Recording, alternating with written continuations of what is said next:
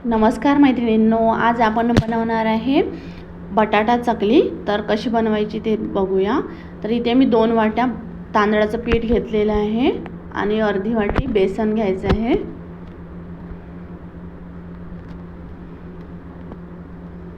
आणि एक उकडलेला बटाटा घेतला आहे। तर आता आपण यात चवीनुसार तिखट, हळद आणि मीठ घालून घेऊया।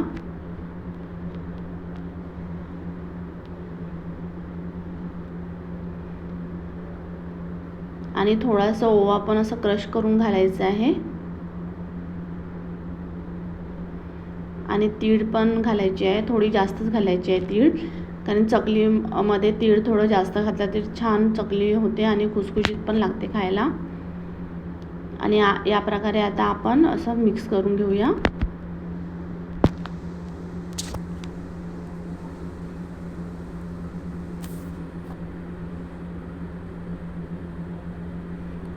आता यामध्ये थोडं गरम केलेलं तेलाचं मोहन घालायचं आहे आणि उकडलेल्या बटाट्याचं असं मिक्सरमधून प्युरी बनवून घेतलेली आहे ते पण घालायचं आहे यात आपल्याला। छान अशा प्रकारे आपण मिक्स करून घेऊया।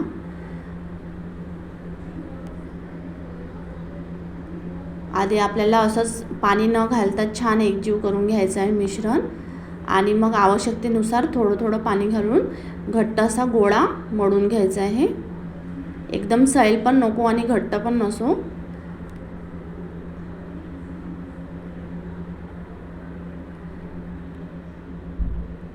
अशा प्रकारे चकलीचं पीठ मळून झालेलं आहे आपलं, बघू शकता एकदम सैल पण नाही आणि घट्ट पण नाही आहे। आता आपण चकलीच्या साच्याला अशा आतून अशा प्रकारे तेल लावून घेऊया। यामुळे काय होते की चकलीचे पीठ जे आहे ते साच्याला चिकटून राहत नाही आणि चकल्या पण आपल्या छान पडतात। अशा प्रकारे आपण हे गोळा एक छान घेऊन साच्यामध्ये घालून घेऊया।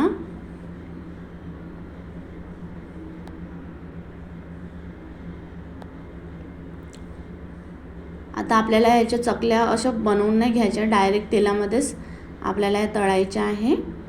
बघू शकता तेल पण छान तापलेलं आहे। आपण आता या चकल्या अशा प्रकारे घालून घेऊया।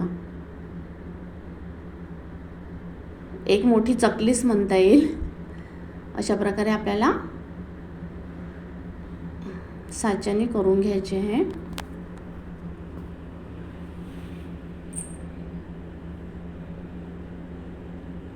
मीडियम टू लो हीटवरच आपल्याला तळायचे आहे, एकदम मोठा गॅस पण ठेवायचा नाही आहे, नाहीतर मग चकली वरून अशी वाटेल ब्राऊन झाली पण आतमधून ती कच्चीच राहणार।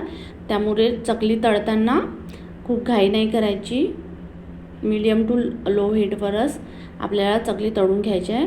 बघू शकता आता छान आपल्याला असं ब्राऊन कलर आलेला आहे आणि आपली चकली पण तळून रेडी झालेली आहे। अशाच प्रकारे आपण दुसरी पण चकली पाडून घेऊया।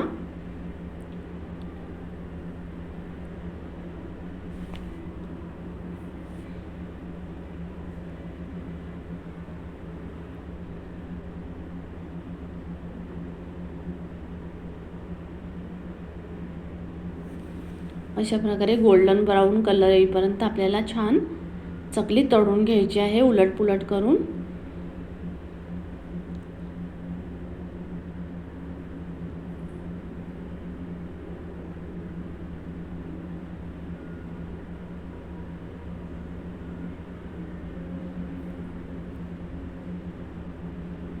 बघू शकता आपली चकली आता छान रेडी झालेली आहे।